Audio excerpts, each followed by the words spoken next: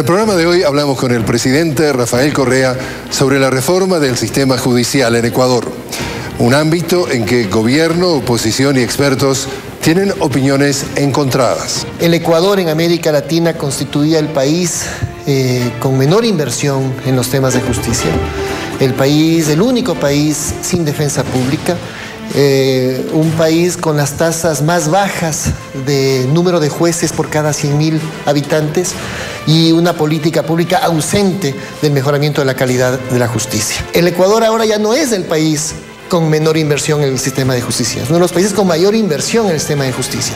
Ya no es el país que no tiene defensa pública, tiene una de las mejores defensas públicas de América Latina, justamente para defender el debido proceso. Es verdad que ha habido cambios en la administración de justicia, hay edificios nuevos, hay nueva tecnología, pero en lo más importante, esto es, en los seres humanos que administran justicia, todavía nos está debiendo y de largo. La infraestructura es muy importante, la computación es muy importante, las salas orales son importantes, pero sobre todo debe primar la ética y la independencia.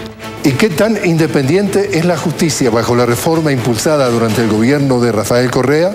Creo que con la reforma que se pretendió hacer profunda, la metida de las manos fue real. El presidente ha metido las manos y desde ese momento la justicia ya no es ni independiente ni imparcial.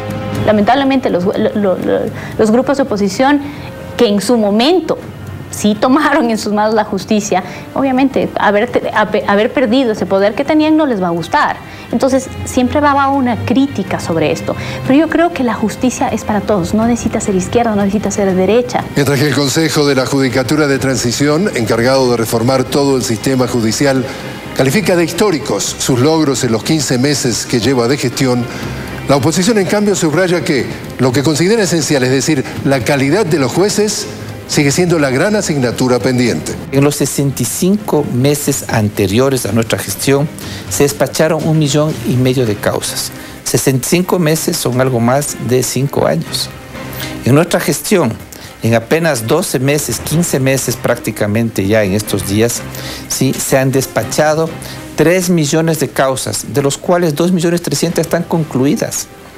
Esto es algo también histórico, esto no ocurría antes. El problema que tenemos desde que hay el Consejo de la Judicatura de Transición, después de la consulta popular, es que hoy, y desde hace 2 años, es un juez el que le califica la demanda, es otro juez el que le acepta el trámite de la demanda, es otro juez el que le tramita la prueba y es otro juez el que resuelve la acción judicial. Por consiguiente, hay una gran inestabilidad en la función judicial que hace sentir absoluta desconfianza en los usuarios de la administración de justicia. Y la policía, que debería ser un pilar clave en esta reforma del sistema judicial y parte de la solución, sin embargo, estaría siendo, según los analistas, parte del problema. 1 de cada 3 policías podría ser calificado de corrupto y tendría serios reparos en ser sometido al polígrafo, es decir, al detector de mentiras.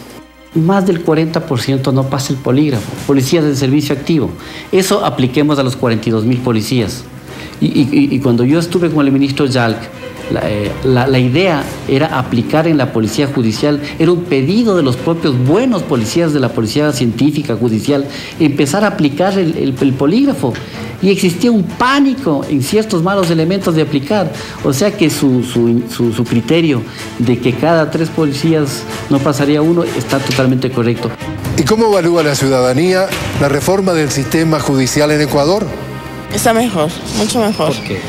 Por toda la diligencia que tiene. Usted tiene la página web, puede venir aquí, es bien atendido. Pero no, para mí es supuestamente peor. El hecho mismo de que no tenemos una asistencia ni directa, a veces con los funcionarios. Ahora, a lo menos para dejar un escrito tenemos que coger turno. No le podría decir que mejor, ni peor tampoco. Se necesitan hacer quizá cambios más profundos. Esto y más en el programa de hoy.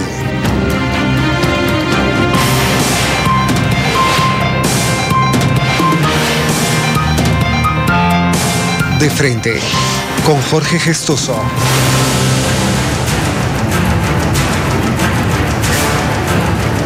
Señor presidente Rafael Correa, una cálida bienvenida al programa. Buenas noches, Jorge, a los tiempos, ¿no? Y creo que es el último programa. El último programa como jefe de Estado. Esperamos que quizás tengamos la primicia de que el próximo será como candidato presidencial. Esperemos la convención, ya solo faltan 2 o 3 días de este sábado. Bueno, seremos los primeros, esperemos en tener esa novedad. Hoy, señor presidente, el público que nos acompaña está precisamente integrado por estudiantes de la Universidad Central del Ecuador, la Universidad Católica del Ecuador y la Universidad Técnica Particular de Loja, que participarán además haciéndole preguntas, señor presidente. Y también nos acompañan estudiantes que desde un estudio adjunto están generando un debate sobre la reforma al sistema judicial a través de la red social Twitter con el hashtag de Frente con Gestoso. Señor presidente, Estados Unidos apenas 24 horas atrás acaba de nombrar, elegir un nuevo presidente, reelecto Barack Hussein Obama. Su reacción. ¿Hussein? Hussein, él decía que no puede usar el segundo nombre. No, felicitaciones al señor presidente Obama. He llamado hoy día al embajador de Estados Unidos para transmitirle nuestros parabienes en su nuevo periodo al presidente Obama, a su familia, a su esposa Michelle, y esperamos mañana poderlo contactar directamente vía telefónica para expresarle estos saludos, ¿no? Ahora, para Ecuador, desde el punto de vista de la relación, ¿qué representa un segundo mandato del presidente Obama?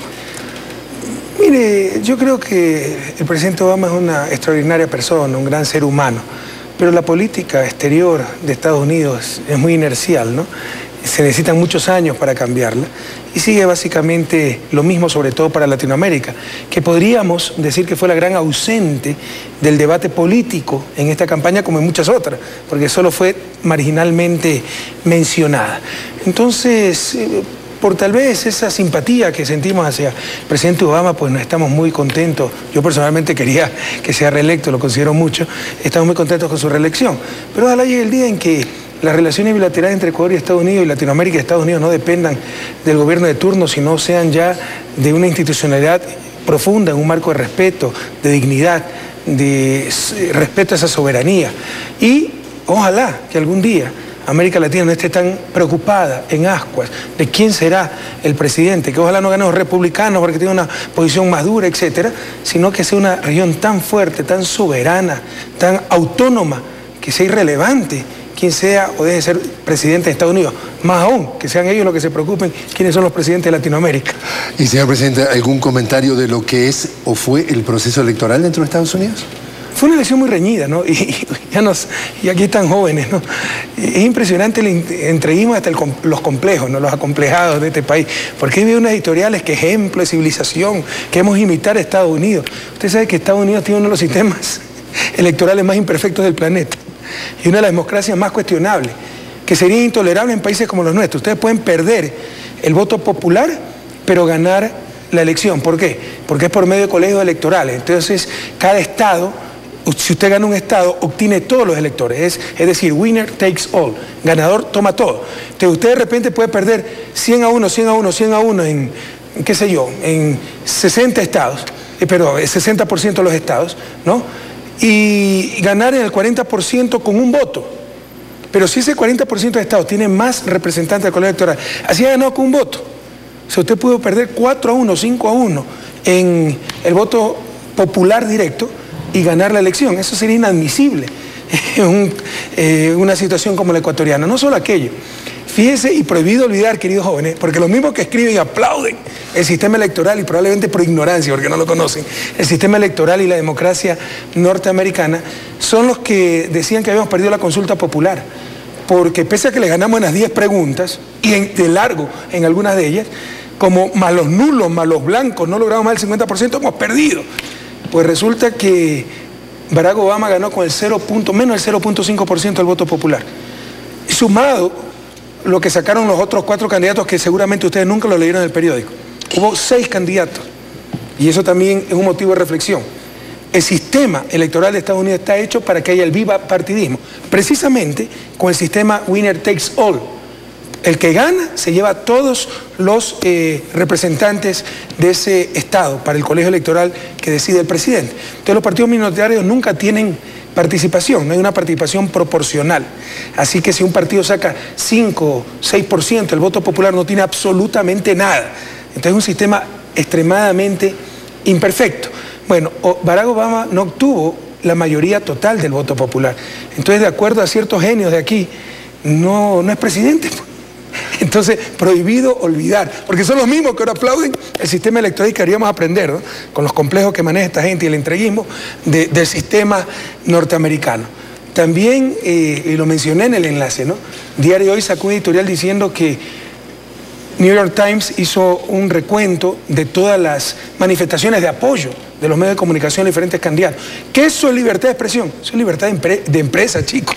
Son negocios, no es libertad de expresión. Déjeme interrumpirlo allí, porque los escépticos del sistema de Estados Unidos, como por ejemplo el intelectual Noam Chomsky, un profesor de la Universidad de MIT de Massachusetts, norteamericano, un lingüista, tiene una frase que es muy fuerte. Dice, en Estados Unidos no existen dos partidos políticos. Existe un solo partido político que es el Business Party. Es decir, el partido de los negocios de las corporaciones. Es el otro gracioso, ¿no? ¿Cuál es la diferencia entre el Partido Republicano y el Partido Demócrata? Más diferencia tengo yo entre lo que pensé cuando me levanté y lo que pienso cuando me acosté. Pero allá hay democracia, hay oposición, es lo mismo. Tengo más diferencia dentro de Alianza País, que unos apoyan el aborto, los otros no. Eso yo tengo, esa discusión la tengo a diario dentro de Alianza País. Entonces ahí hay consenso social sobre el sistema y han puesto todos los mecanismos para que nadie perturbe el sistema. Aquí estamos creando un nuevo sistema.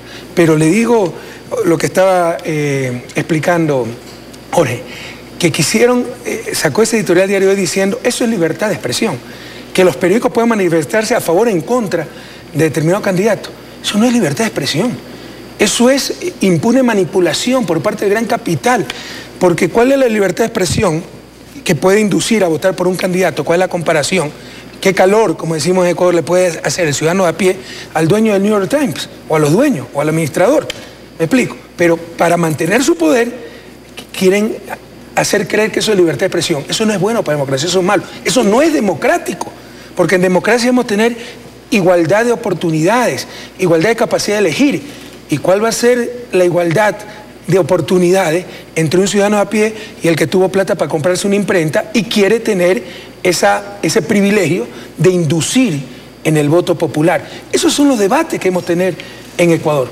Porque lo que pretenden hacer pasar como una virtud de la democracia norteamericana, que los medios de comunicación descaradamente puedan actuar en función de un candidato, es terriblemente pernicioso. A tal punto que ustedes nunca se enteraron de los 4 otros candidatos, porque todo está hecho para que se mantenga el bipartidismo. ¿Qué saben ustedes, jóvenes? Que los debates en Estados Unidos los organiza una empresa privada, conformada por los 2 partidos, republicano y demócrata.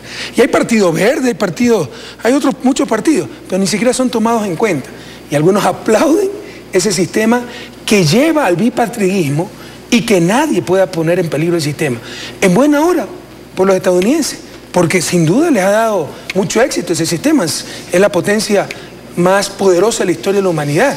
En consecuencia hay consenso social alrededor del sistema.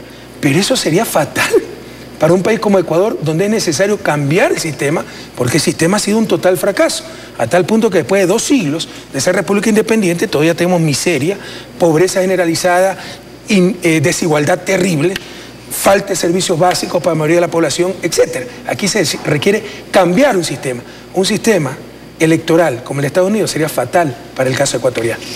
Pero algunos aplauden ese sistema. Señor presidente, entonces, dando vuelta a esta página, 1 año y medio después precisamente de la consulta popular que aprobó la reforma del sistema judicial, hay evaluaciones encontradas sobre los resultados hasta ahora. Escuchemos las distintas versiones. El Ecuador en América Latina constituía el país con menor inversión en los temas de justicia, el único país sin defensa pública, un país con las tasas más bajas de número de jueces por cada 100.000 habitantes y una política pública ausente del mejoramiento de la calidad de la justicia. El Ecuador ahora ya no es el país con menor inversión en el sistema de justicia. Es uno de los países con mayor inversión en el sistema de justicia. Ya no es el país que no tiene defensa pública, tiene una de las mejores defensas públicas de América Latina, justamente para defender el debido proceso. Lo positivo es la parte de infraestructura, obra civil, infraestructura electrónica, lo cual ha mejorado, tienen mejores computadores, tienen un mejor sistema informático, nadie lo duda. Pero la otra parte realmente es la más preocupante porque ha sido seriamente afectada. Yo no creo que podamos afirmar que haya independencia e imparcialidad en los jueces, y también veo una grave deficiencia en su preparación. Señor presidente, ¿cómo evalúa usted hasta el momento los resultados de la reforma del sistema judicial? Que gracias a esa consulta popular en que ganó contundentemente el sí, y el pueblo ecuatoriano nos dio su confianza para reestructurar el sistema de justicia, sin lo cual no hay desarrollo, no hay buen vivir, y dentro de ello no hay seguridad. Nos llevó a la consulta popular el clamor de la ciudadanía de mejorar seguridad. Yo era el responsable de la seguridad, soy el responsable. Pero ¿qué podía hacer si la policía cumplía su trabajo y jueces venales nos soltaban a los delincuentes más rápido de lo que habíamos demorado en capturarlo? Entonces, y Consejo de Judicatura no sancionaba absolutamente nada, se hacía la vista gorda. ¿Cómo podía responder al pueblo ecuatoriano? Por eso tuvimos que ir a esa consulta popular. Y es un hecho inédito, probablemente a nivel planetario, porque ha habido muchas reestructuraciones del sistema de justicia, Brasil, Chile, pero aprobadas por el Congreso, por decreto, etcétera. En América Latina al menos un proceso inédito. La consulta popular. La consulta popular donde el pueblo democráticamente nos entregó su confianza para reestructurar la justicia. Y lo que se ha hecho, Jorge, gracias a ese sí contundente de la consulta popular, es histórico. Mire ya cómo se le nota, los contrarios a la amargura, ¿no? Al doctor Guardera, la amargura. O sea, ya tiene que decir que hay computadoras. Antes ni eso había, ¿no? Pero los jueces, la preparación de los jueces, pero es culpa de él, pues, si es decano de derecho. ¿Acaso nosotros preparamos a los jueces? ¿Quiénes preparan a los jueces, queridos jóvenes? Ustedes se están preparando para ser jueces. Entonces, si son mal preparados, es culpa de él, pues, si él es el decano. Y todo eso tenemos que corregir, ¿acaso nosotros lo hemos causado? Y la independencia de la justicia. Es que parece que hay gente que tiene Alzheimer, ¿no? Independencia de la justicia. Usted sabe cómo se elegían los jueces antes aquí. Lo elegía el Congreso. El órgano más politizado era un reparto entre la partidocracia. En el 2003, 2004... 2004 fue, tal vez principio del 2005, no recuerdo. Por eso cae el gobierno de Gutiérrez, destituye a la Corte Gutiérrez con un decreto y el Congreso, ese entonces se llamaba Congreso, saca a Luis Villasís, director del MPD, la lista de los nuevos jueces y la aprueban por simple mayoría a la nueva Corte Nacional, la Pichicorte. Es que ya no hemos olvidado de eso, pueblo ecuatoriano. Y ahora, ¿con qué caretucos, como decimos en Ecuador y en Guayaquil, nos viene a decir que no hay independencia en la justicia cuando los jueces se eligen por concurso, por méritos y concurso de méritos y oposición en forma transparente, con escrutinio ciudadano, con impugnaciones, etc. Pero como no llegan los que ellos querían que lleguen, entonces ya no hay independencia. Hay independencia. Lo que pasa es que ya no es de ellos la Corte. Precisamente se han liberado los jueces del dominio que tenían de la partidocracia. Y causa, hasta ya no sabemos si reír o llorar, ¿no? Nos hablan de que no hay independencia. En Estados Unidos, ¿quién nombra a los jueces, mi querido Jorge? Usted vive allá, ¿no? ¿Quién nombra a los jueces en Estados Unidos? Sí sabe que los jueces de la Corte Federal los propone el presidente y los aprueba el Senado. Pero ahí sí hay jueces independientes. Acá, que se haga concurso de merecimiento de oposición, como no ganan los que ellos quieren, no hay independencia. Ya nadie les cree, felizmente. Usted me está marcando entonces el progreso que ha habido, pero de lo pendiente, ¿qué es lo que le preocupa más? Bueno, los jueces, precisamente, y lo hemos dicho. Lo más importante es como educación. Podemos construir colegios del milenio, podemos poner internet banda ancha, podemos dar uniforme, libro, lo que usted quiera. Sin buenos maestros no habrá cambios sustanciales en educación. Acá lo mismo. No digo que los colegios, las bibliotecas, las computadoras no sean importantes, pero lo fundamental son buenos maestros. Acá lo mismo. La tecnología, que ya no la pueden negar.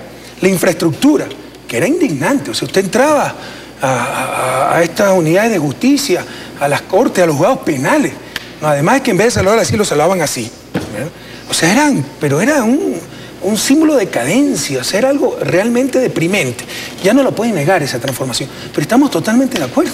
Sin jueces justos, honestos, capaces, incluso sacrificados en su trabajo, con vocación, poco será lo que pueda mejorar la justicia.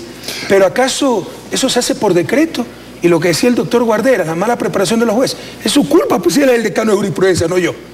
Precisamente, señor presidente, uno de los aspectos centrales de la reforma del sistema judicial fue, como usted dice, la selección de nuevos jueces mediante estos concursos públicos. Y aquí también encontramos opiniones encontradas. Hemos organizado concursos cumpliendo con los principios de la Constitución. Hemos desarrollado además concursos que por primera vez en la historia de este país han significado la toma de pruebas teóricas, tomas prácticas e inclusive la prueba psicológica. Creo que el proceso de selección de jueces nacionales para la Corte Nacional de Justicia ha sido muy discutido, ha tenido muchas impugnaciones. De hecho, todavía inclusive hay legisladores que sostienen que hay jueces en la Corte Nacional de Justicia que no están ahí por sus méritos, sino pues porque le convenía de esta manera al gobierno nacional.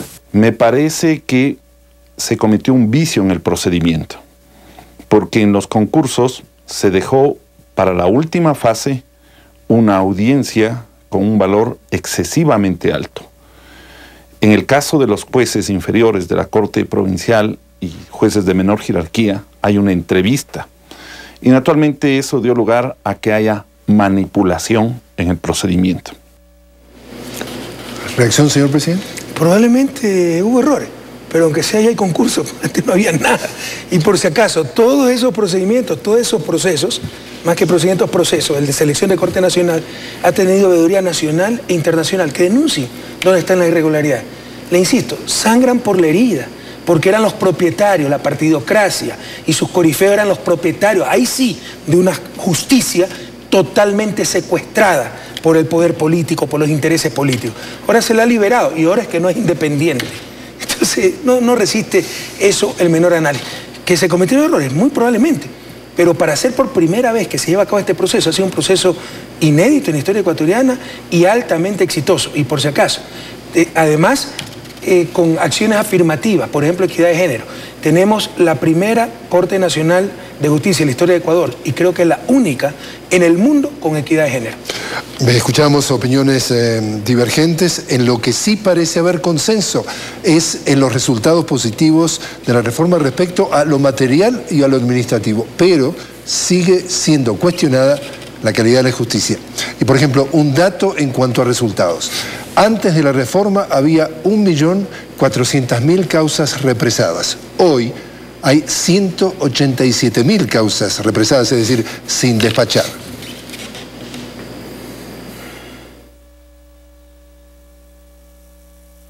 En los 65 meses anteriores a nuestra gestión se despacharon 1,5 millones de causas.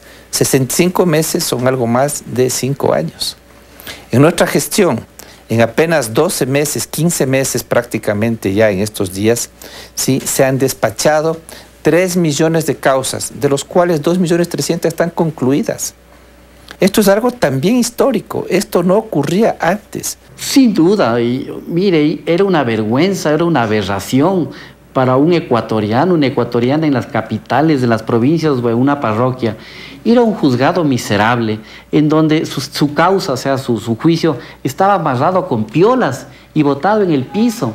Y usted llegaba a averiguar donde una secretaria, un secretario de juzgado con mala cara, que además tenía que darle usted $10 o $5 para que haga la fineza de revisarle su caso y llevarle donde el juez. ¿Y hoy?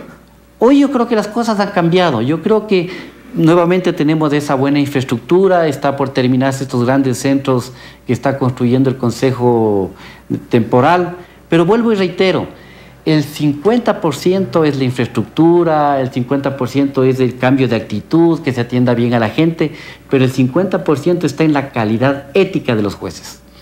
Entonces la pregunta, señor presidente, sería, ¿mejoramos la forma pero no mejoramos el fondo? Ricardo está equivocado. El 10% de infraestructura, atención, 90% es calidad ética de los jueces. Pero no nos engañemos. ¿Pero calidad a favor o en contra de la ética? O sea, a favor, 90% es la ética de los jueces. Yo diría también preparación, porque la incompetencia puede hacer más daño que la mala fe. La vocación, porque si es que se requiere horas extras para acabar un juicio, administrar justicia a tiempo, hay que hacerlo. No puede ser un burócrata más, un juez. Pero la gran pregunta, pues, es que esos vicios es culpa del gobierno, o nosotros estamos precisamente tratando de arreglar esos vicios con el Consejo de Judicatura, que ahora sí sanciona a los jueces que incumplen su deber. Vaya, vea pues qué sancionaban los consejos de la Judicatura anterior. Ahora sí se están implementando sistemas para medición de la productividad, queridos jóvenes, sí, de los jueces. resueltas, etcétera, con sistemas electrónicos, software de los más avanzados del mundo. Entonces estamos tratando de remediar todas las quejas que dan, que son ciertas. Pero la gran pregunta, ¿es que las ha causado el gobierno o las estamos tratando de remediar? Y aquí es palo porque boga, palo porque no boga, ¿no? Fuimos a una consulta popular precisamente para remediar esos males. Ahora, ¿por qué todavía no los remediamos? Los jueces, la preparación. Tenemos la reforma de la educación superior. Se han cerrado 14 universidades de pésima calidad. 39 facultades de Derecho. Nunca se habían puesto de acuerdo con el currículo. Todas enseñaban algo diferente. Se las está coordinando. Pero ya se rompió la autonomía universitaria. Ya la demagogia que van a abrir las 14 universidades cerradas. Entonces, palo porque boga, palo porque no boga. Felizmente, la gente nos cree a nosotros. Tenemos un gran apoyo popular y seguiremos actuando responsablemente y vamos a mejorar la calidad de los jueces. Pero esa pésima calidad no es culpa pues, del gobierno. Pero la ética, ¿de dónde viene el problema de que son poco éticos supuestamente? Vea, con dolor les digo que por los malos gobiernos, la corrupción de la clase política, la pérdida de valores, sí había una corruptela total. O sea, eso no era los palacios de justicia, no eran palacios de justicia, sino palacios de la injusticia, de los asaltos. De la injusticia. Lo que dice Ricardo es real, Ricardo Camacho, ¿no? Créame que yo he visto, porque yo tuve, cuando vine al país, por patriota, por negarme a pagar un contrato ilegal, fui yo el enjuiciado, ¿no? Yo he visto, pero yo lo vi, no me lo contaron, como expresidente de la Corte Suprema de Justicia, como se llamaba en ese entonces, pasaban plata para que le despachen los juicios. Yo lo vi, estaba delante mío en la cola. Y en los juzgados penales, le insisto, no se lo van así, sino que se lo van así. Era una corruptela total. No había autoridad, no había Estado de Derecho. Ahora que sí lo hay, autoritarismo. Ahora que sí lo hay, perdió la independencia de la justicia. O sea, cuando estaba en manos de delincuentes era independiente. Entonces ya no saben qué decir. Gracias a Dios usted ve la opinión ciudadana, tenemos encuestas, la calificación muy buena y buena de la atención de justicia alcanza el 68%. Entonces los ciudadanos que realmente son usuarios de la justicia ven el cambio radical que esta está teniendo. Volvemos, señor presidente, a los escépticos. Los escépticos afirman que el presidente ha metido las manos en la justicia y dejó de ser la justicia independiente e imparcial y que existe, esto también lo están diciendo, señor presidente, un cordón umbilical entre las acciones de los jueces y las sugerencias de los representantes del poder, algo que categóricamente desmiente las autoridades de su gobierno. Creo que con la reforma que se pretendió hacer profunda, la metida de las manos fue real. El presidente ha metido las manos y desde ese momento la justicia ya no es ni independiente ni imparcial. Lamentablemente la experiencia nos va diciendo que en muchas ocasiones, en varias oportunidades en el país, el presidente de la República en una sabatina ha dicho que hay que detener a tal o cual persona y el día lunes el juez que le toque, sea de cualquier nivel, ha tomado una disposición en ese sentido. Por consiguiente, eso hace pensar que existe una especie de cordón umbilical que une a quienes administran justicia con quienes están en el Poder Ejecutivo. Lamentablemente los grupos de oposición que en su momento sí tomaron en sus manos la justicia, obviamente haber perdido ese poder que tenían no les va a gustar. Entonces siempre va a haber una crítica sobre esto. Pero yo creo que la justicia es para todos, no necesita ser izquierda, no necesita ser derecha. O sea, necesitas que realmente el ciudadano tenga una respuesta clara al problema que se le ha venido. Pero esto no quiere decir que seas de izquierda o de derecha. Hay personas que tienen una gran talla intelectual y que son grandes juristas de izquierda y de derecha. La justicia es para todos. Pero ¿cómo responde el señor presidente a quienes afirman de que la justicia en Ecuador está contaminada por su poder? Es que la desfachatez no tiene límite, les insisto, ¿no? Que vaya y diga eso a Estados Unidos, porque es el presidente pues el que nombra los jueces y lo aprueba el Senado. Ahí los nombra el presidente y en las cortes estatales los nombra el gobernador. Con la ideología del gobernador. Ahí sí no hay autonomía. Acá se hacen concursos, etc. Pero como ya no son sus jueces, entonces ya no hay independencia. Y que me digan, pues, si algún juez, cuando yo he expresado algo, porque he denunciado injusticia, cuando he denunciado alguna injusticia y han atendido lo que ha dicho el presidente, han cometido una irregularidad, que lo digan. No que digan que el presidente lo denunció un sábado y un juez hizo lo que dijo el presidente el lunes o martes. Díganse si lo que anunció el presidente estaba equivocado. Como ahora le denuncio. La canallada que se está haciendo en el caso de USAC, que por la vindicta pública, por trofeo de guerra, no una dignidad, y para los jueces timorato y los fiscales también, para el que dirá de la prensa, cuidado, me linchan a mí también mediáticamente. Hay 2 personas presas que son totalmente inocentes. Y verá que esas personas tendrán que salir porque son totalmente inocentes. Entonces, como estoy diciendo eso, esta gente dirá, Correa es el que ordena. No, nosotros defendemos causas justas, tenemos la razón, y por eso es que come cemento esta gente, porque no puede contra nuestra integridad, porque hablamos la verdad. Y dijimos que íbamos a meter la mano en la justicia para arreglar ese sistema de justicia que estaba acabando con el país. Y así lo hemos hecho y estamos cumpliendo. La justicia está mejorando. Estamos inaugurando la justicia en este país. Ahora quieren hacernos creer que antes había justicia, que antes esto era transparente, que antes la justicia era independiente. Créanme que en este país ser culpable o inocente antes era un detalle irrelevante, era quien tenía más poder, más dinero. Felizmente ahora eso sí está cambiando. A ver, si yo escuché bien, usted dijo que estamos metiendo la mano en la justicia. Sí, porque hay otro error garrafal, Jorge, pero déjeme explicar eso. Se confunde autonomía de funciones con república independiente. Como la justicia es independiente, que haya 4.000 caducidades de prisión preventiva. ¿Usted sabe lo que era eso? Que si pasaba un año el delincuente más peligroso, violador, salía libre. Salía libre. Teníamos 4.000, 95% de esas en Guayas. Cortes totalmente dominadas por los socialcristianos, todavía dominadas por los socialcristianos. Teníamos 6.000 medidas sustitutivas a la prisión preventiva. La prisión preventiva fue una buena medida que se instituyó con la nueva Constitución. Pero supone que usted da medidas alternativas a la prisión a alguien que no es un delincuente peligroso, alguien que cometió un delito de tránsito, pero no al que ha estado 10 veces ya en la cárcel por violación, etc. Los jueces nos soltaban a todo el mundo, ¿verdad? Entonces, teníamos un problema muy grave de inseguridad y por eso tuvimos que hacer la consulta popular. Se me fue la idea original. ¿Por qué le empecé a explicar esto de la... De la justicia que hubo meterle la mano, decía usted. Ya, por eso tuvimos que meter la mano en la justicia. Se confunde, esa era la idea, ¿no? Autonomía con república independiente. Estaban destrozando al país, a la ciudadanía. Y por la autonomía yo me voy a quedar cruzado de brazos. Como jefe de Estado, como responsable de la seguridad. Imposible. Y por supuesto, dar plata para que hagan la Feria de la Alegría ahí, sin rendir cuentas a nadie.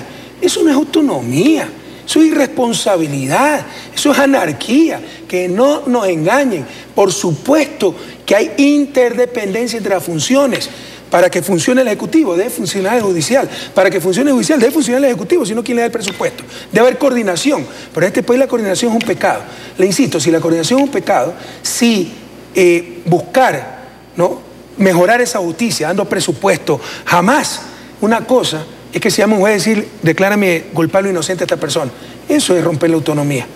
Pero otra cosa es decir, este juez no está cumpliendo con su deber, tiene 3.000 casos represados, etc. Eso es deber de todos los ciudadanos, empezando por el presidente de la República. Pero si eso es no tener autonomía entre funciones, le insisto, donde menos autonomía hay en Estados Unidos, porque es el propio presidente el que propone a los jueces. Ahí está. Usted lo que está diciendo es que de alguna forma el Ejecutivo mete la mano, como dice usted, en la coordinación, pero usted está metiendo la mano en los fallos. Es análogo a la autonomía universitaria. ¿Qué es la autonomía universitaria? Yo he sido profesor universitario toda mi vida. Jamás aceptaría que alguien me indique cómo dar mi cátedra, que alguien me diga que pase de año un estudiante. O sea, que el presidente no está metiendo las manos en los fallos. Pero por favor, todos podemos decirle a la universidad, tiene que mejorar el nivel académico. No, no pueden decir eso por la autonomía. Es un absurdo. Eso no es autonomía, eso es anarquía, eso es autarquía. Y por supuesto más plata. Exactamente lo mismo acá. Nadie puede decirle a un juez, usted tiene que declarar culpable o inocente. El juez tiene que ver las pruebas. Pero todos podemos decirle a un juez, usted no está cumpliendo con su deber, no despacha las causas. Y eso es lo que usted está haciendo. Y por supuesto que estamos haciendo. Y además, también podemos decir, ese juez no puede despachar, porque no tiene ni siquiera una oficina decente, no tiene una computadora. Démosle oficina, démosle computadora. Eso no es atentar contra autonomía, eso no resiste, insisto, el menor análisis, es una torpeza. Pero con eso nos bombardean día a día. ¿Para qué? Para que todo siga igual. Porque había gente que se beneficiaba de ese sistema. Cuando precisamente la justicia sí era botín de unos cuantos politiqueros. Señor presidente, lo invito ahora a hacer precisamente la primera pregunta que le quieren hacer. Es un estudiante de la Universidad Central del Ecuador. Señor presidente, mi respetuoso saludo, de igual manera a un gran periodista como es Jorge Cardoso. Primero, permítame presentarme. Mi nombre es Santiago Vallejo Vázquez, soy estudiante de la Universidad Central del Ecuador, de la Facultad de Jurisprudencia, Ciencias Políticas y Sociales de la carrera de Derecho. Hablando eminentemente de la transformación de la justicia, hablamos de que vivimos en un régimen de continua evaluación que de una o de otra manera se vuelve en una constante fundamental para el desarrollo de la justicia. Pero, hablando de una garantía de estabilidad, se puede entender que se deberían formar escuelas para capacitación de los jueces. Comparto con su criterio, señor presidente, que a los señores jueces y a la función judicial en sí se le debe implementar de todos los medios necesarios para la correcta administración de justicia. Pero si no existe aquella correcta evaluación, y además de esa evaluación, esa correcta formación para las personas y los jueces que administran justicia, ¿cree usted que se debería formar verdaderas escuelas de formación para la función judicial y verdaderas escuelas de capacitación y actualización de jueces? Ya que si estamos implementando de diferentes maneras medios para que se pueda dar la correcta administración de justicia, sin esa implementación académica, y uno de los logros de la transformación de la justicia de su régimen que se lo puede reconocer es básicamente la situación de informática. Pero si básicamente no se da una correcta actualización en cuanto a los funcionarios judiciales, ¿cree usted que eso debería ser la tónica para una verdadera transformación de la justicia? Por supuesto, Santiago, lo hemos dicho. Lo hemos dicho que lo fundamental son buenos jueces, honestos, capaces, con vocación, sacrificados, entregados a su trabajo. Ojalá eso se pudiera lograr por decreto, para firmarlo inmediatamente. Pero eso es un proceso que viene de la formación de la universidad, no solo en capacitación, no solo en técnica, sino en valores, en principios. También es cierto que no necesariamente el abogado se orienta a la carrera judicial, pero eso es parte de la reforma, eso ya se está haciendo en Santiago, ya tenemos la escuela judicial, ya está funcionando en Cuenca, precisamente para preparar a los abogados para jueces, y hay los programas de capacitación continua. Todo eso ya está implementado, pero en un año tú no puedes ver los resultados. Eso se va a ver en 5 o 6 años. Estamos sembrando para cosechar en el futuro. La buena noticia es que hemos empezado bien, contundentemente, rápido, pero llevamos, ¿cuánto lleva, Paulo? Aquí está el presidente del Consejo de Judicatura de Transición. ¿Cuánto lleva el Consejo? ¿Cuántos meses? ¿Ah? 15 meses. En 15 meses no podemos pues cambiar la formación, la capacitación, los valores de los jueces, más aún cuando recién se están seleccionando centenas de nuevos jueces. Pero ya está la escuela judicial, la sede es Cuenca, ya hay el programa de capacitación, ya hay una mejor carrera judicial, y entre las cosas también importantes se están homologando sueldo y todo eso, que todo eso era caótico realmente. Señor presidente, lo invito a hacer la primera pausa. Bueno, cuando regresemos a hablar un poco de la corrupción dentro del sistema judicial y también en la policía. No pasa el polígrafo, policías del servicio activo. Eso apliquemos a los 42.000 policías.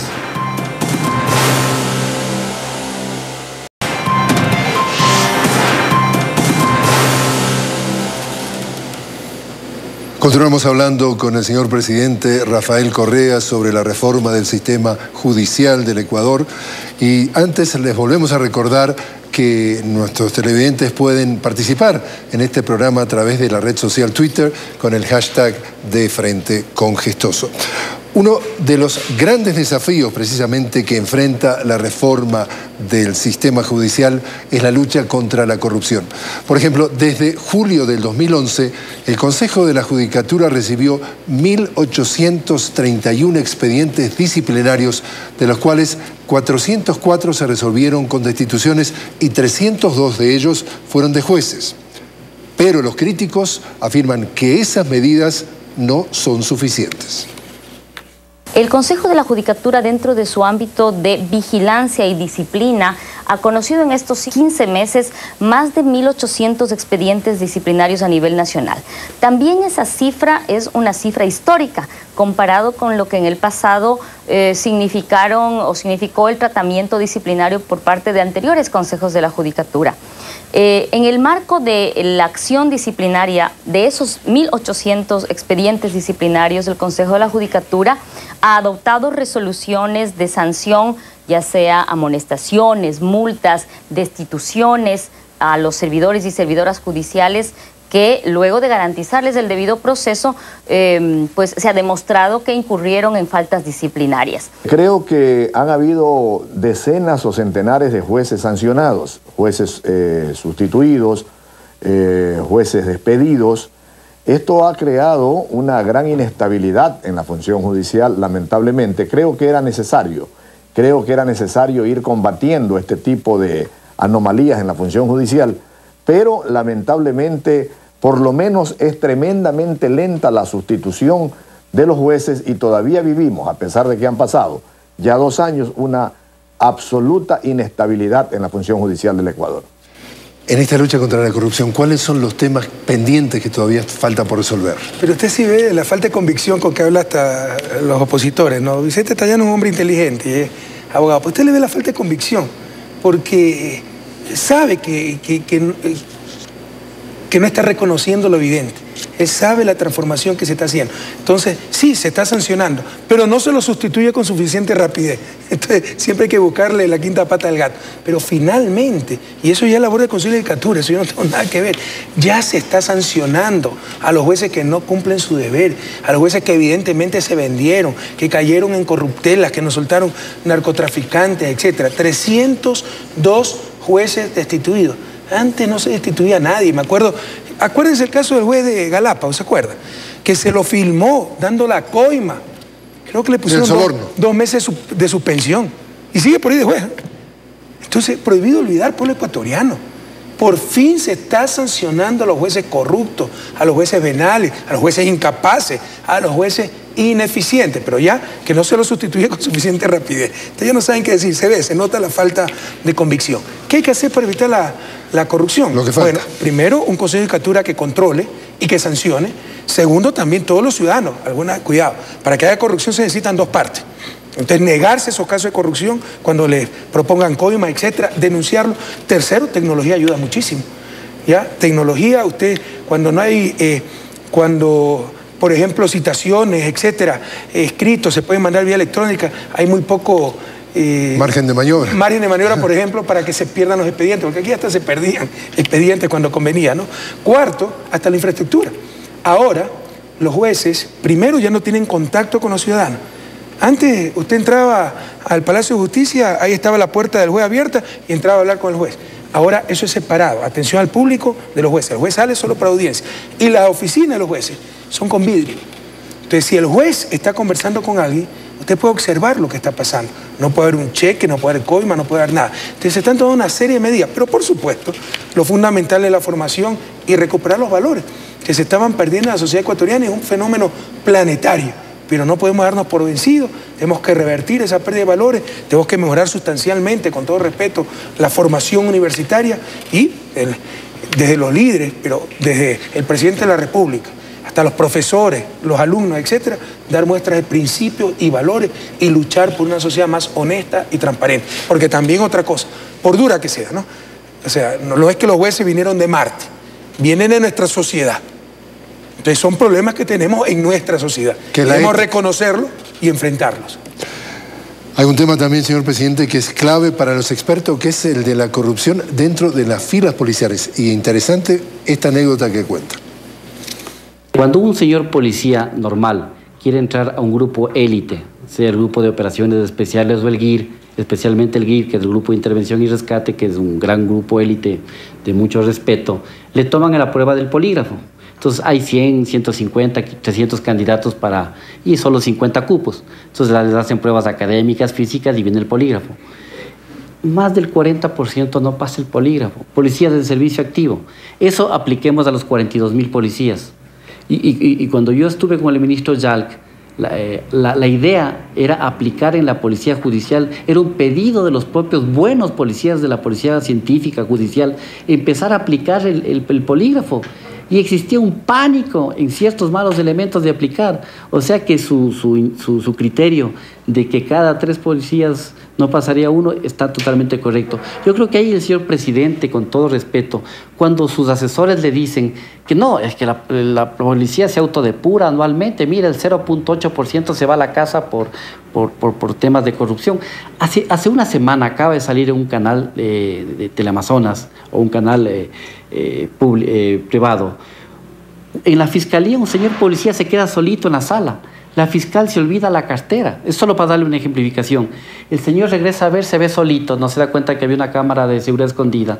Abre la cartera de la fiscal, se saca el celular. Dice, qué lindo celular, está bien bonito. Y entonces se acerca alguien y él se esconde, se pone nervioso, se guarda el celular.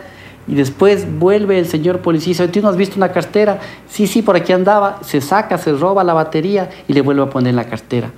Mire, no puede ser, pues, o sea, con esa imagen usted, ¿cómo transmite? Mire el gran esfuerzo del gobierno, nueva doctrina policial, nuevos uniformes, el mejor segundo sueldo de América Latina de los señores policías, vivienda fiscal, con todo derecho. La labor de policía es una de las labores más difíciles del mundo. Pero no está en el 0.8% el nivel de corrupción, y está en un 20-30%. Y al señor presidente, yo creo, con todo respeto, que debería pensar seriamente en un decreto de discrecionalidad como lo tuvo Colombia, que lo había manifestado a usted en una entrevista pasada, en donde el Estado no es que acusa a alguien, sino que el Estado deja de creer en el funcionario público, le paga lo que debe y lo elimina. Porque usted, ¿qué prefiere tener? ¿5.000, 8.000 policías delincuentes o quedarse con 35.000 policías honestos? Entonces la pregunta, señor presidente, es, ¿está depurando los jueces, pero por qué no depurar la policía? ¿Quién dijo que no estamos depurando? Lo que le faltó decir a Ricardo es que tiene esa estadística, porque ahora sí pasan pues pruebas de polígrafo. Nosotros implementamos eso. Entonces ya por eso tiene la estadística. Y bueno, es que este gobierno corrompió a la policía o recibimos hacia la Policía Nacional. Y estamos haciendo un esfuerzo enorme para mejorar la formación, depurar la fila. Yo no sé quién habrá dicho a Ricardo que yo me creo cuando dicen que la policía se autorregula. Jamás hemos creído eso. Como tampoco que los mercados se autorregulan, que los banqueros se autorregulan. Esas son fantasías, ¿verdad? Entonces, pero estamos haciendo esfuerzos enormes. Maravilloso la propuesta que él hace. La voy a tomar, ¿no? Vamos a tomarle la palabra, que hagamos un decreto para pagarle una indemnización y sacar a todos los malos policías. Porque eso es lo que estamos haciendo en el sector público. Y nos ha acusado de traidores a la clase trabajadora. Ya están los candidatos demagogos diciendo que van a reintegrar a todos los honestos trabajadores que se los ha sacado cuando se los sacó, porque no cumplían sus funciones, por graves sospechas en cuanto a su comportamiento. No todos, algunos eran por ineficientes porque no se necesitaba el cargo, y se les dio una indemnización de acuerdo a la ley. Pero incluso así ya dicen que los van a reintegrar. Entonces les insisto, aquí es palo porque boga, palo porque no boga. ¿Cuál es la verdad? Se está haciendo un importantísimo esfuerzo de depuración de la policía. Hay grandes elementos en la Policía Nacional, pero también hay de esos malos elementos, y los más perjudicados, tiene razón Ricardo, son los buenos policías, que son los que más nos piden, por favor, depuren a las filas policiales de los malos policías. No sabemos por la cifra exacta, pero probablemente lo que él dice, un 30%. Pero que nos diga pues cómo detectar enseguida esos malos policías, cómo pasar el polígrafo, porque 30% son 12.000 policías, a 12.000 policías. Además que el polígrafo usted no puede obligar a pasar por derechos constitucionales, etc. Es voluntario el paso del polígrafo. Entonces no es tarea fácil, se está enfrentando, sabemos el problema, no lo hemos creado nuevamente, lo estamos por primera vez, un gobierno responsable está enfrentando. Eso fue parte del 30 de septiembre del 2010, por ejemplo, porque la parte de tránsito iba a pasar a los municipios. Y cada esquina aquí en Quito tenía cotización, pues, porque se estaba luchando contra la corruptela que había. ¿Cómo se llama esta unidad? Bueno, es algo con recursos humanos, donde los pases, para que no los manden a la frontera, Esmeralda, tenían pues cotización. Todo eso se está eliminando. Los abusos en cuanto a derechos humanos, tortura, se ha sancionado con todo el rigor de la ley. Nosotros no permitimos esas cosas. Esa fue una de las razones del 30S del 2010. Pero seguiremos esta acción. Pero no es de soplar y hacer botella. Y son procesos que toman tiempo. Por ejemplo, están entrando anualmente más de 1.000 policías.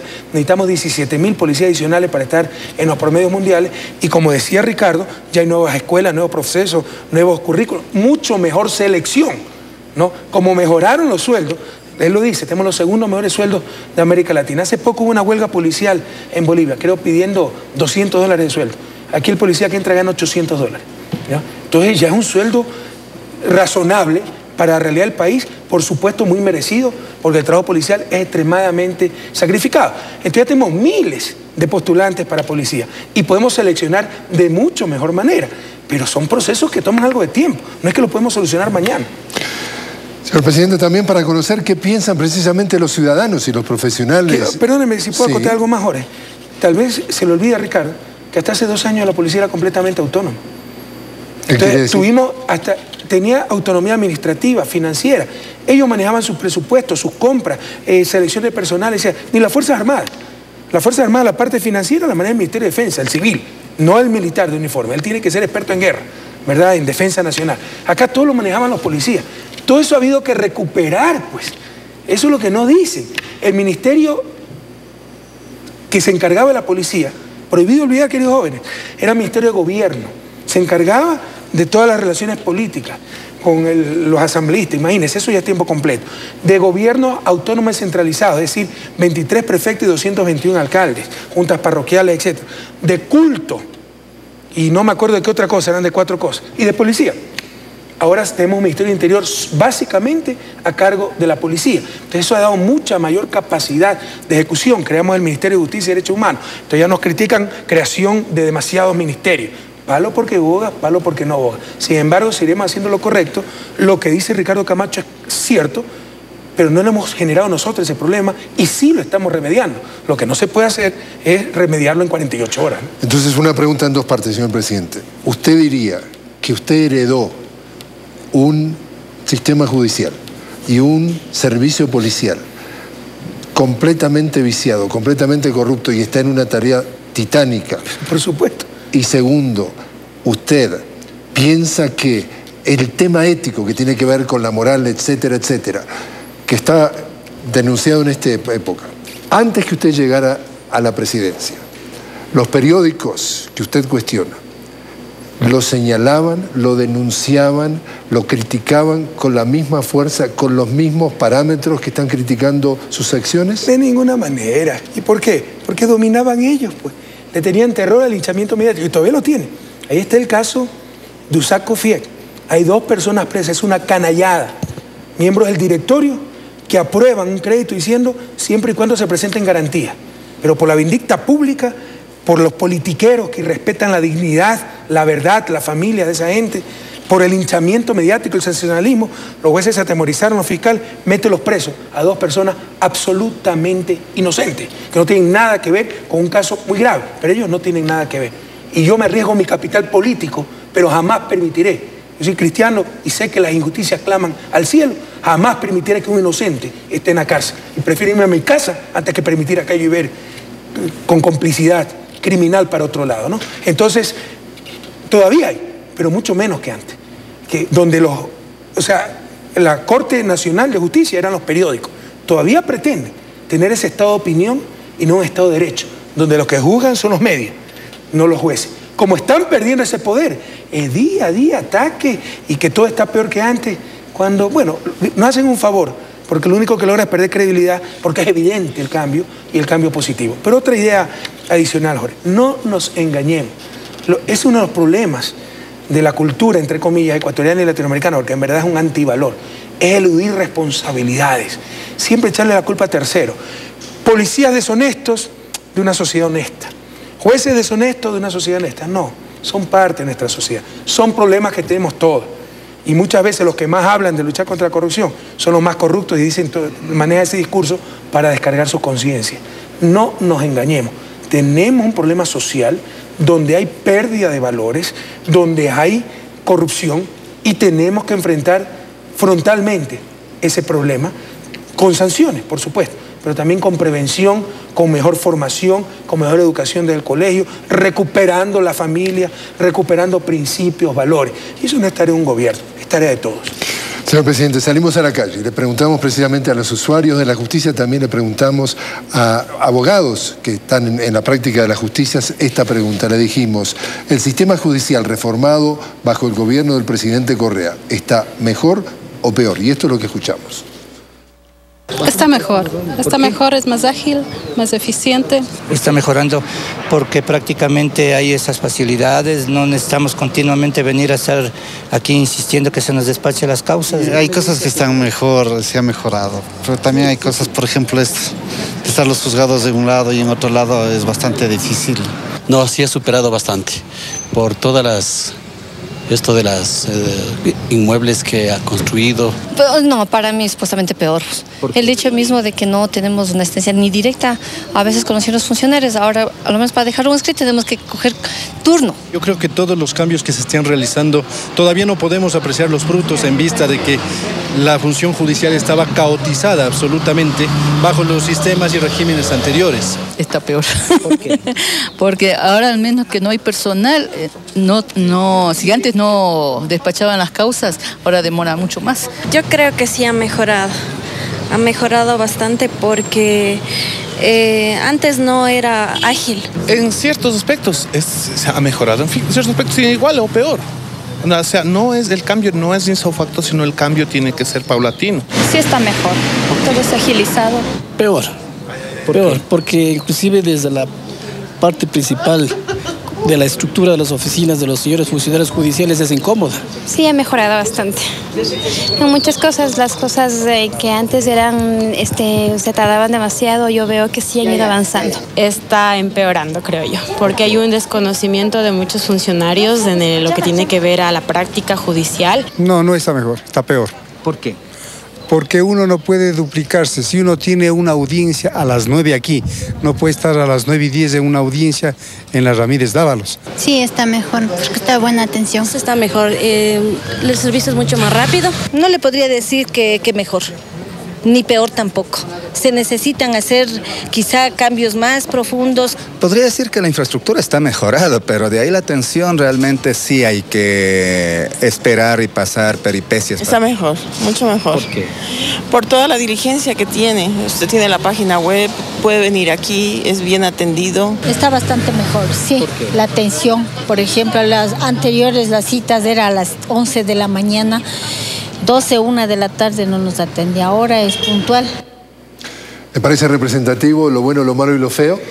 Sí, o sea, las encuestas nos dicen que el 68% de las personas califican a la atención que recibieron como buena o muy buena. Eso quiere decir que hay un 32% que dice que es mala y probablemente tienen razón porque falta mucho por hacer. Lo que no es cierto es que estamos peor que antes, ¿no? Sino que se parte todavía de la cultura latinoamericana por default decir está peor para yo aparecer como el inteligente, ¿no?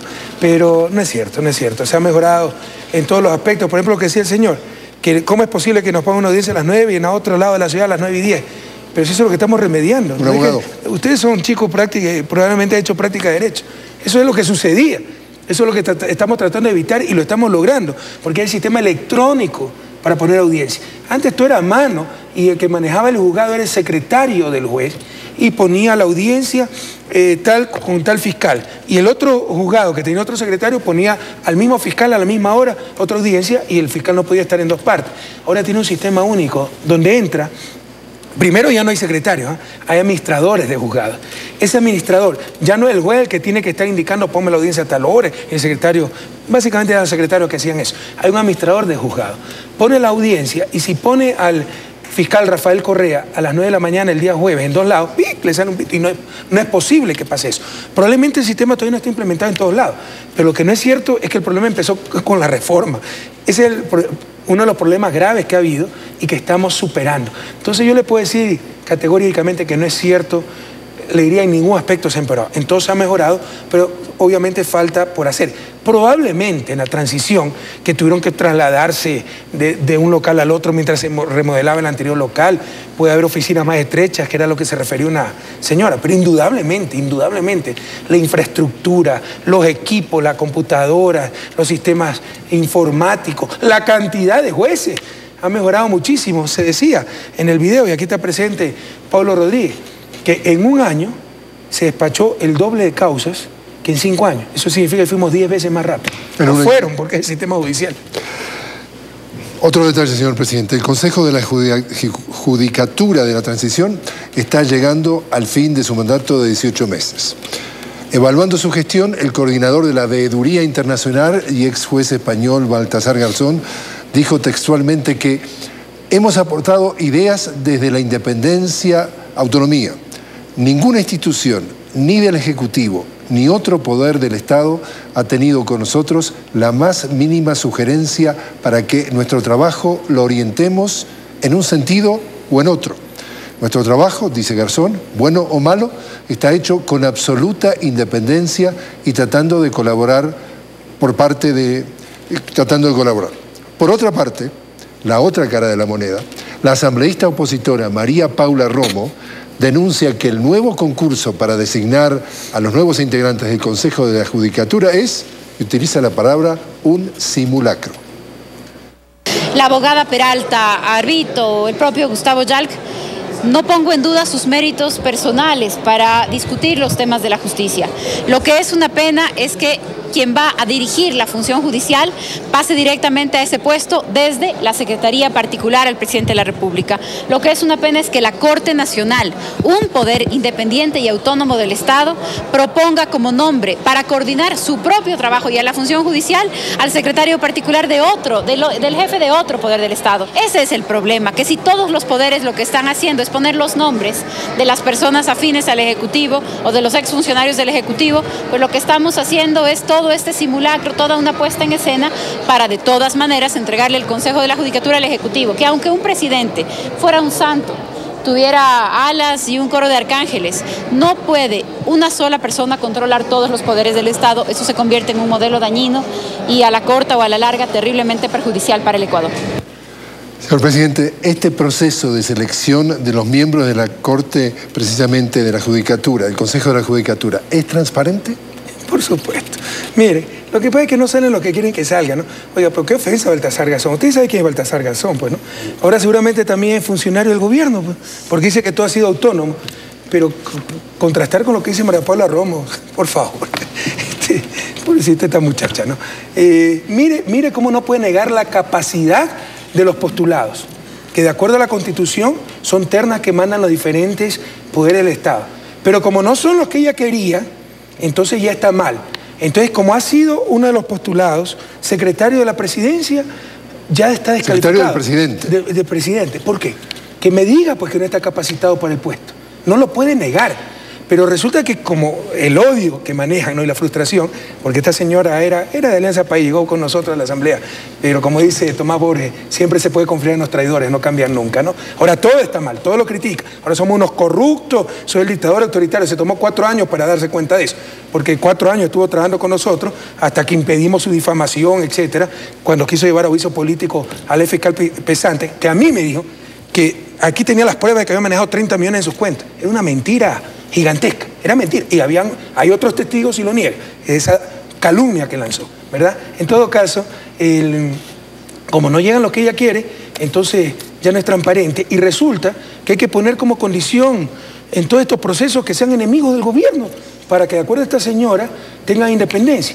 Es decir, en Estados Unidos el sistema judicial no es independiente porque los jueces lo propone el presidente a nivel federal. Usted viene de Estados Unidos, dígame si estoy equivocado. El gobernador lo propone a nivel estatal. Y me parece que incluso el fiscal, que se llama ya como en inglés... el General Attorney. General Attorney también lo nombra directamente el presidente, ¿no? El hermano de Kennedy, que era el General Attorney, ¿no? Es correcto. O sea, a tal punto que John F. Kennedy puso a su hermano de General Attorney, el fiscal. Robert Kennedy. Entonces resulta que no hay independencia de nada, porque no son enemigos, pues. Porque debe ser enemigo del presidente de acuerdo a la mediocridad de la oposición ecuatoriana. Usted ve las tonterías que hablan por la frustración de que están perdiendo el poder y sus privilegios. Señor presidente, nos vamos a otra pregunta. Esta pregunta es de un estudiante de la Universidad Católica del Ecuador, del público que nos acompañan. Adelante, por favor. Buenas noches, señor presidente, periodista gestoso. Yo soy Consuelo Velasco, presidenta de la Asociación Escuela de Derecho de la Pontificia Universidad Católica del Ecuador, que desde su creación ha formado a los mejores abogados del Ecuador. Segundo, mi pregunta es si dentro del proceso de reestructuración de la justicia llevado adelante por su gobierno se encuentra presupuestada y planificada la ejecución de las prácticas preprofesionales que todos los estudiantes de Derecho debemos realizar en las áreas legales de las instituciones públicas, incluidas las que pertenecen a la función ejecutiva según el Código Orgánico de la Función Judicial. Y sobre este tema quisiera indicarle que existe un retraso de más de 10 meses en la expedición del reglamento que regularán estas prácticas por el Consejo de la Judicatura. Por ello, y aprovechando que se encuentra aquí el presidente del Consejo de la Judicatura en transición, Paulo Rodríguez, quiero solicitarles que se agilite la aprobación de este reglamento, porque realmente esta omisión perjudica a todos los estudiantes de Derecho del país. Muchas gracias. Bueno, en principio para prácticas no se necesita presupuesto, ¿no? No sé por qué no se están aplicando, más aún si son prácticas en instituciones públicas. Lo que pasa es que son cosas fáciles de escribir y difíciles de aplicar. Recuerde, son 39 facultades de Derecho, si la memoria no me falla. Tenemos cerca de 60.000 abogados en el Ecuador. Es decir, debemos ser de los países con mayor cantidad de abogados per cápita. Yo me acuerdo de Indonesia, que es el país musulmán de mayor población, tiene cerca de 200 millones de habitantes, tiene 13.000 abogados. Nosotros tenemos 60.000, ¿no? Entonces, la cantidad de abogados que se gradúan por año, llevarlos a práctica no es un proceso sencillo, pero tiene que hacerse. Ahora, ¿quién lo tiene que hacer? Usted ha dicho, ¿no? Las propias universidades tienen que preocuparse en coordinación con el Consejo de Judicatura. No sé si se le puede dar la palabra, aquí está Pablo Rodríguez, para que responda esas inquietudes. Lo mismo con respecto a la demora de aquel reglamento, ¿no?, para las prácticas. ¿Sí? Bueno, muchísimas gracias por la inquietud. Efectivamente, el reglamento está listo, está aprobado ya en el Consejo de la Judicatura. La implementación tiene que ser de acuerdo a la norma vigente a partir del año 2014, porque esto rige para aquellos estudiantes que empezaron su carrera después de la elaboración y aprobación del Código Orgánico de la Función Judicial. Muchísimas gracias a ambos. Y cuando regresemos, hablaremos de temas de actualidad y sobre la preocupación del presidente Correa de supuestas injerencias de la CIA en las próximas elecciones ecuatorianas. No son mis preocupaciones, son denuncias a nivel mundial. Hablamos después de la conversación. Para tratar de desestabilizar al gobierno ecuatoriano. Ya mucha coincidencia, ¿verdad? Así que estar muy atentos.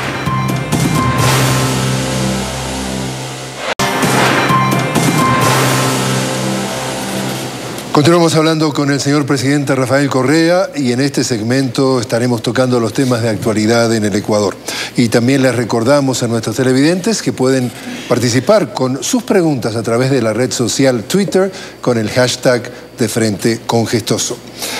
El pasado sábado, en el programa Enlace Sabatino, el presidente Correa hizo referencia a una denuncia de un periodista chileno sobre supuestas intenciones del gobierno de los Estados Unidos para influir en el próximo proceso electoral rumbo a los comicios de febrero del 2013. Eso a efectos de evitar su reelección, algo que el embajador de Estados Unidos en Ecuador, Adam Nam, desmiente categóricamente. Hay que estar muy atentos. La semana pasada ya salió la denuncia de un ex embajador de Reino Unido diciendo que después del suelazo que la oligarquía, los imperios se pegaron en Venezuela, habían triplicado el presupuesto para Ecuador. Lo dice el embajador Murray. Seguramente también odia a la libertad de expresión, lo han de llevar a la CIPA, a la CIT y todas las cuestiones esas, porque lo dice. Han triplicado el presupuesto para comprar periodistas, para hacer escándalo, desestabilizar al gobierno de Correa e impedir. Todavía no soy candidato, pero ya están hablando de mi reelección, ¿verdad? Y esta semana, acaba de salir otra denuncia muy similar de un periodista chileno al cual aparentemente se le puso una trampa, un escándalo, porque había denunciado manejos ilegales, entre ellos de droga, y el dinero de esos manejos ilegales, donde está involucrado, de acuerdo a este periodista, la CIA y la DEA, irían precisamente para tratar de desestabilizar al gobierno ecuatoriano. Ya mucha coincidencia, ¿verdad?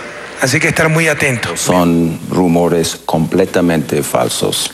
¿A qué le atribuye usted, desde la vista norteamericana, que estas personas salgan a decir estas cosas? No puedo decir, habría que preguntarles a ellos, pero son cosas totalmente falsas.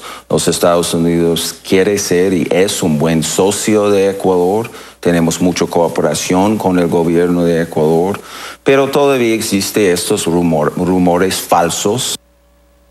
Señor presidente, usted dice o ha dicho que hay que estar atentos, hay que estar muy atentos a este tema. Ahora, ¿sus servicios de inteligencia que están atentos han detectado alguna señal de injerencia o intento de injerencia? Bueno, permanentemente, pero no necesariamente la CIA, sino de fundaciones de extrema derecha de Estados Unidos que financian a su vez fundaciones, organizaciones indígenas, todas contra el gobierno, como lo hicieron en Venezuela. Es una estrategia ya establecida. como la partidocracia en Venezuela, Bolivia, Argentina, Ecuador está tan desgastada, como si salen los embajadores como salían antes a criticar a los gobiernos, salen perdiendo, financian a estas organizaciones de la sociedad civil, y no es que todas son malas, pero algunas están financiadas por la extrema derecha de Estados Unidos, ni siquiera por organizaciones gubernamentales, ¿no?, sino por organizaciones no gubernamentales de Estados Unidos de extrema derecha, para tratar de desestabilizar a nuestro gobierno en base a críticas, fundamedios, todas esas ahí, ¿no?, para desgastar poco a poco a los gobiernos. En todo caso, sobre lo dicho por mí, no es que es idea mía, es una denuncia de un diplomático del Reino Unido que da cifras, da todo. 87 millones invertidos o supuestamente triplicado asignados. el presupuesto. Y esta semana, la semana pasada, también ocurre en Chile el problema del periodista Pato Meri, que denunció, se le arma un escándalo porque denunció una operación de la CIA y la DEA de meter 300 kilos mensuales, me parece, de cocaína a Chile, y los excedentes, con los excedentes financiar la desestabilización del gobierno ecuatoriano. No lo decimos nosotros. Como la contra nicaragüense. Eso le iba a decir. Es creíble porque existe antecedentes. Primero, si un gobierno está haciendo esto, no es que el embajador va a decir, sí, reconocemos que estamos haciendo. Va a decir que son rumores. Ahora, yo confío en el gobierno de Obama, confío en la señora Hillary Clinton, confío en el embajador Nan. Creo que el gobierno no lo sabe, no significa que no esté sucediendo. Usted ha dado un ejemplo histórico. Prohibido olvidar, querido joven, prohibido olvidar con ciudadanos. El problema irá en contra. Para eludir los controles del Congreso, de las instituciones de Estados Unidos, el coronel Oliver North lo que organizó fue una venta ilegal de armas a Irán para que con ese dinero se financiaran los contras, la contrarrevolución en Nicaragua. Ronald Reagan dijo que nunca había sabido eso. Bueno, creámoslo, ¿ok? Démosle el beneficio de la duda. Pero son las operaciones que se arman a espaldas supuestamente de un gobierno. Hay gobiernos que es creíble que no sabían. Yo creo que el gobierno de Obama no lo va a hacer a conciencia estas cosas. El de Ronald Reagan ya era más discutible. Pero démosle el beneficio de la duda. Se hizo a espaldas de ese gobierno. Entonces, perfectamente factible que estas cosas, la CIA, etcétera, son superestructuras que actúan independientemente de su gobierno, de escrutinio público, de los taxpayers, de los que pagan los impuestos y financian a estas instituciones. Tienen su agenda propia, más allá de los gobiernos. Son incontrolables. Entonces, perfectamente creíble, y hay antecedentes que hay estas operaciones de la CIA sin conocimiento del gobierno ecuatoriano, perdón, del gobierno norteamericano, y en este caso parece estabilizar al gobierno ecuatoriano. Es decir, usted le da el beneficio de la duda, señor presidente, a que el gobierno no tenga nada que ver. Ahora, por ejemplo... Yo confío en el presidente Obama. Sin embargo, hay cosas, o sea, recuerden, o sea, confiamos, yo lo conocí en Trinidad y Tobago, creo que es una buena persona, pero recuerde que todo el mundo conoce los drones, ¿no? Todavía no tripulados que eligen un objetivo y lo asesinan. En la lucha contra el antiterrorismo, ellos pueden, en la lucha contra el terrorismo, ellos pueden asesinar personas. Pero resulta que por fina que sea la tecnología, algunas veces no dan en el blanco, o dan en el blanco pero matan 10 personas más. Eso lo conoce el presidente Obama, pero de esas cosas no se hablan mucho. ¿Y usted nunca no se le pasó por la cabeza que usted podría ser un día un objetivo de uno de estos aviones no tripulados y podría ser asesinado por error? Algo así como como le dicen, un objetivo no necesariamente buscado. Daño colateral. ¿Un daño colateral? No, pues bueno, yo sería el objetivo. Los daños colaterales son los muertos cuando le falla el objetivo o con el objetivo se van algunas otras personas inocentes, entre ellos niños y mujeres, ¿no? ¿Usted teme que pueda ser asesinado? Mire, eso es una posibilidad que no se puede excluir en un proceso como el nuestro. No es que queramos victimizarnos, queramos hacer una apología del desastre, pero es una posibilidad, claro, eso pasó el 30 de septiembre de 2010, aunque la prensa quiere negar lo innegable, ¿no? Ahí están las fotos, ahí está el archivo de los 6 balazos en el capó del carro presidencial donde creían que iba, no iba en ese carro, pero ese es el carro presidencial y le metieron 6 balazos, ¿no? Las órdenes, maten a ese desgraciado, ese vegetal, etc. Pese a eso, no hubo intento de asesinato. Todo es ocurrencia mía ese día, ¿no? De acuerdo a cierta prensa, que ya están tan obnubilados por su odio que son incapaces hasta de pensar, ¿no? Y lo único que hacen es quedar en ridículo. En todo caso, ese es un riesgo que existe. Porque tenga usted claro, Jorge, aquí no es que estamos administrando un sistema, estamos cambiando un sistema. Los poderes históricos que han dominado este país y lo han sometido al retraso, a su desarrollo, se están derrumbando. Y esa gente, y son poderes nacionales e internacionales, y esa gente es capaz de cualquier cosa para defender sus privilegios. Señor presidente, ahora hablemos un poco de la campaña electoral. Y precisamente uno de los candidatos a la presidencia es el ex banquero Guillermo Lasso, quien propuso elevar el bono de desarrollo humano de 35 a 50 dólares mensuales. El presidente Correa, en reacción a esa propuesta, anunció que incrementaría a 50 dólares el mismo bono a partir de enero. No, apoyando esa propuesta, totalmente de acuerdo con esa propuesta. Y como le estaba diciendo, para ello envió una propuesta de ley a la Asamblea que, en resumen, establece financiar parte de ese incremento aumentando los impuestos a la banca. El analista Walter Spurrier dice textualmente que el presidente propone con carácter de urgente una serie de medidas que discriminan a las empresas del sector financiero del grueso del resto de las empresas. Y agrega Spurrier que la motivación podría ser debilitar políticamente a la banca. Mi pregunta entonces, ¿usted está usando el poder del Estado para debilitar a sus oponentes políticos? Permítame recordar, ¿no?, que ese grupo, el grupo al que representa el banquero Lasso, banquero, gobernador de Yamil Maguad, superministro de Economía cuando estaban congelados los depósitos, es indudable su responsabilidad política, yo no me meto con cuestiones personales, pero su responsabilidad política con la peor crisis de la historia del Ecuador. Además que dígame, pues si él devolvió los depósitos cuando manejaba el Banco de Guayaquil, es indudable su responsabilidad política. Bueno, y es el segundo de las encuestas. El sector, sí, pero 4-1, debe haber algún segundo. En verdad el segundo es no sabe, no decide, ¿no? Y de ahí viene el tercero. Bueno, en todo caso, el grupo al que representa, siempre que más se ha quejado de los subsidios, o ya lo olvidaron, queridos jóvenes y pueblo ecuatoriano, nos han dicho que son populistas, demagogos, por continuar con un subsidio que precisamente lo creó el gobierno de Maguad, el gobierno al que perteneció, y que yo no lo hubiera iniciado. Yo creo que hay medidas más eficientes, como por ejemplo adecuados centros de desarrollo infantil para combatir la pobreza. El bono, las transferencias monetarias no resuelven la pobreza, la mitigan. Lo que va a resolver la pobreza es la mejor educación, la universidad gratuita, etcétera, y también estamos trabajando en eso. Pero era lo que más criticaban en su propia creación, porque eso fue creado en el gobierno de Maguad. Así es la doble moral. Y ¡oh, sorpresa! Cuando lo proclaman candidato a presidencia, lo primero que dice es subir el bono a 50 dólares. Nosotros hace rato queríamos subir el bono a 50 dólares, pero para evitar todas esas críticas, hasta me hago un reproche yo mismo, ¿no? Hasta para evitar todas esas críticas ni siquiera lo hemos dicho, para que no nos caiga encima los medios, la banca, sus analistas, sus diputados asalariados, etc. Y cuando ellos mismos lo proponen, bingo, hay consenso. Logré el consenso, como siempre dicen, ¿no? El estadista es el que logra consenso. Logré consenso, me gradué de estadista. Entonces tomo la propuesta. La diferencia es que demagógicamente este señor había dicho que iba a financiar el incremento del bono, que cuesta más de 300 millones de dólares, reduciendo la propaganda oficial. Una mentira atroz. No se dejen engañar, pueblo ecuatoriano. Ya van por 360 millones, de acuerdo a algunos demagogos, el coste de la propaganda oficial. En verdad es menos de 20 millones.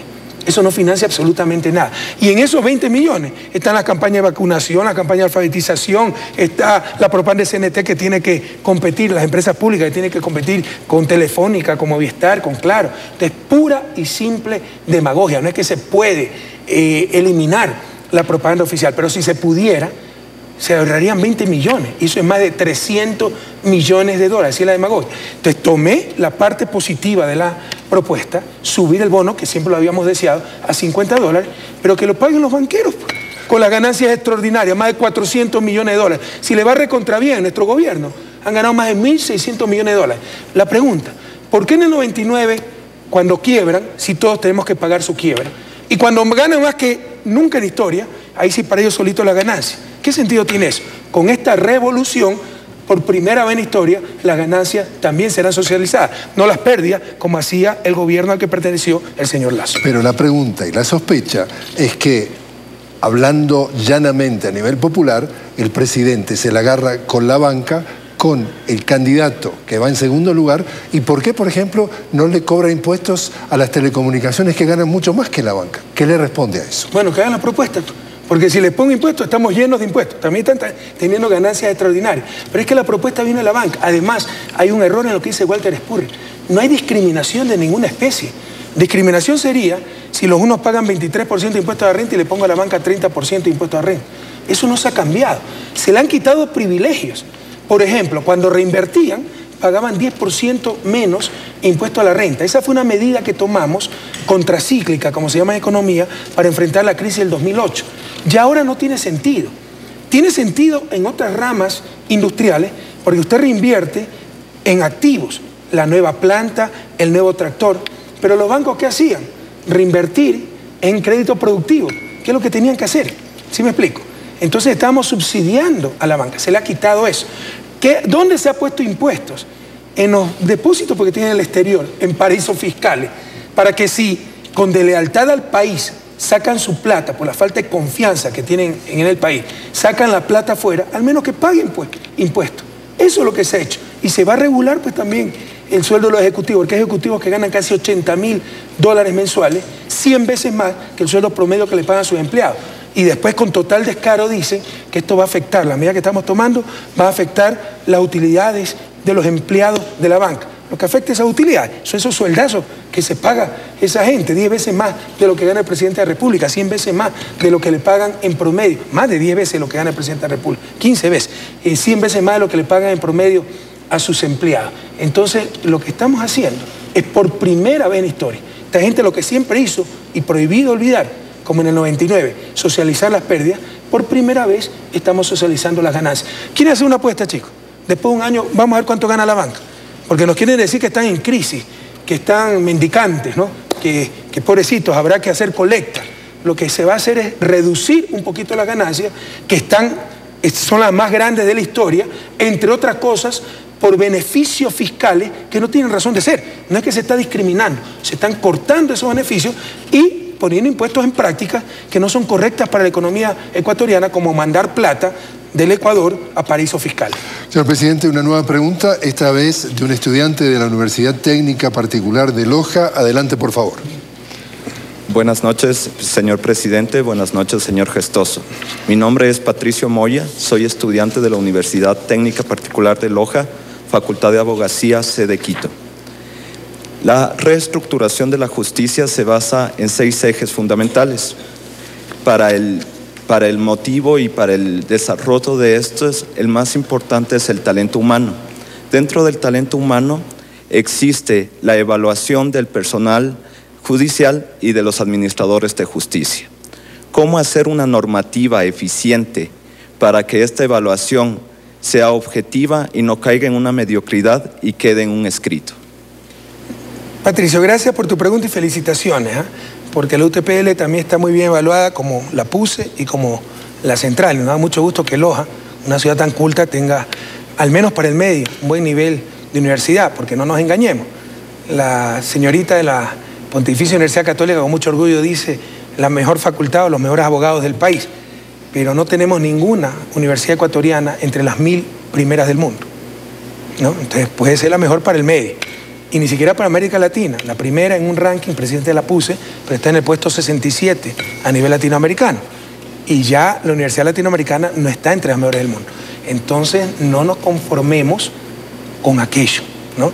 Nos falta mucho para tener universidades, no nos engañemos. Y esta cosa hay que hablarla frontalmente para tener universidades de nivel mundial. Pero felicitaciones, porque la Universidad Técnica Particular de Loja es una muy buena universidad para el medio. Y qué bueno que esté en Loja. Mira, esa pregunta tendría que contestarte el Consejo de Judicatura. O sea, nosotros estamos apoyando la reestructuración de la justicia gracias al mandato del pueblo ecuatoriano en la consulta popular, con presupuesto, coordinando, dando... ¿Cuánto estamos invirtiendo ya? ¿Cuánto se ha invertido? 400 millones por lo menos. Y se requieren como 1000 millones más solo para infraestructura y equipo. Entonces, partidas para los jueces, todo aquello. Pero ya la parte de funcionamiento del sistema de justicia lo coordina, lo administra, como es la orden constitucional, el Consejo de Judicatura. Así que, Paulo, no sé si tú pudieras contestar esa pregunta, ¿no? Procesos adecuados para evaluar a la gente, etcétera.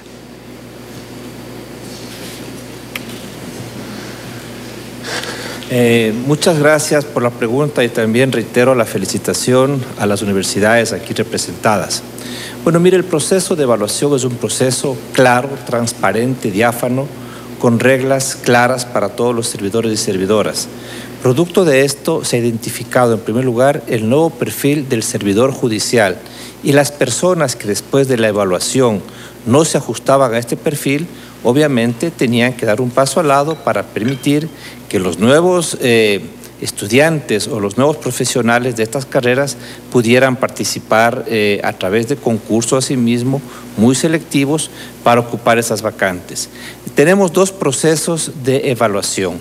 El primero, que fue el decretado en el propio Código Orgánico de la Función Judicial, y los que vienen a continuación son los que son parte ya de la normativa vigente para todos los servidores públicos.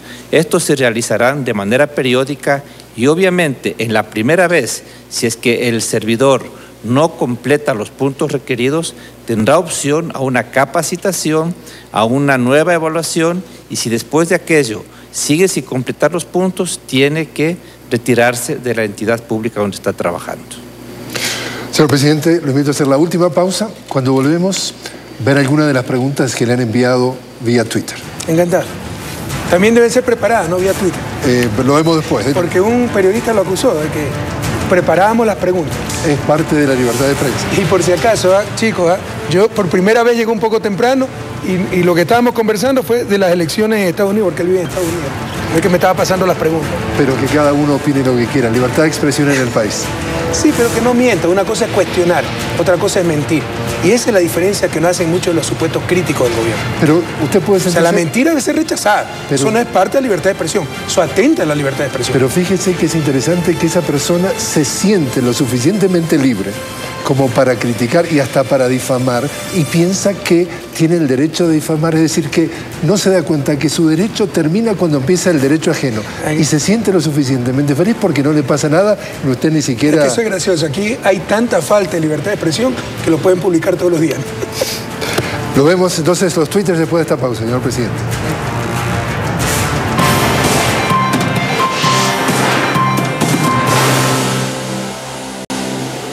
Continuamos hablando con el señor presidente Rafael Correa, y ahora en esta última etapa del programa vamos a comentar algunos de los cientos de twitters que nos han enviado a través precisamente de la red social, y tenemos muy poco tiempo, señor presidente. Veamos a ver, dentro de lo que nos preguntaron, esto es tuteado, y dice, preguntarle a Maggi Rafael, es decir, al compañero Rafael, si quiere morir en el poder.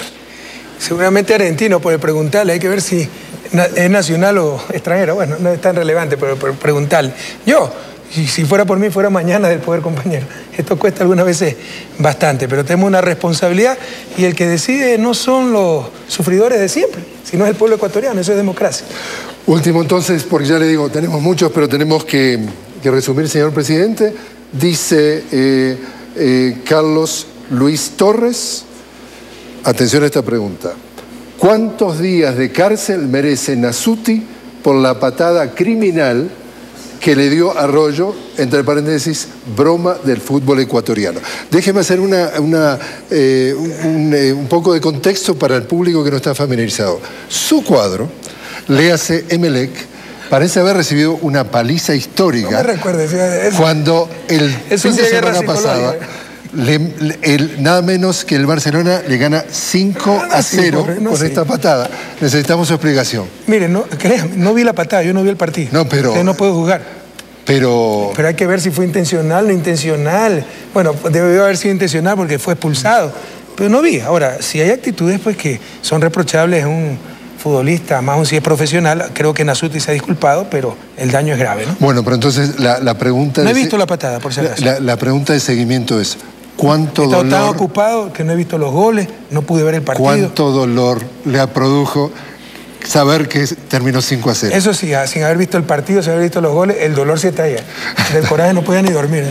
Pero presidente, felicitaciones a Barcelona, pero ya le dimos la mano y se nos treparon hasta el hombro. Quisimos dar una ayudadita y ya se lo están cargando. Bueno, señor presidente, una vez más, mil gracias por haber estado con nosotros. Y nosotros decimos que este es el último programa, el programa final que tenemos con el señor presidente en su calidad de jefe de Estado. Ahora, de aquí en adelante, como entramos en periodo electoral, estamos invitando a todos los candidatos presidenciales a participar en este programa y presentar entonces sus propuestas de gobierno. La última pregunta entonces, señor presidente, ¿usted será uno de esos candidatos para presentar su propuesta? Bueno, me ha hecho la pregunta como 10 veces ya, y la misma respuesta. Eso será decisión de la Convención de Alianza País, que es este sábado 10 de noviembre. ¿Hay alguna señal que nos da la sensación de que sí, que va a ser? Yo creo que hay un amplio consenso, ¿no? Y le insisto, algunos nos quieren presentar para hacernos daño como hambrientos de poder, que queremos perpetuarnos. Mire, usted cree que con lo bien que usted me cae, con lo que me agrada esta clase de entrevistas, pero ¿qué prefiero? ¿Estar con mi hijo de 10 años o estar aquí? 1:15 para las 2, 20 para las 2. Entonces esto cuesta sacrificio, que hay grande satisfacción, pero tenemos que estar donde tenemos una responsabilidad que cumplir. Debemos estar donde más se nos necesita. Nuestro olfato periodístico nos dice que lo vamos a tener acá nuevamente, ya como candidato. Una vez más, mil gracias, una vez más, señor presidente Rafael Correa. A ustedes, público, estudiantes, gracias nuevamente. A todos los señores ministros que participaron también, muchas gracias. Y a ustedes, públicos, les decimos hasta muy pronto. Les habló Jorge Gestoso. Buenas noches desde precisamente... De Washington, pero es que casi que se escapa. Desde Quito, Ecuador. De Guayaquil. Desde Guayaquil no, desde Quito, Ecuador. Gracias. Okay.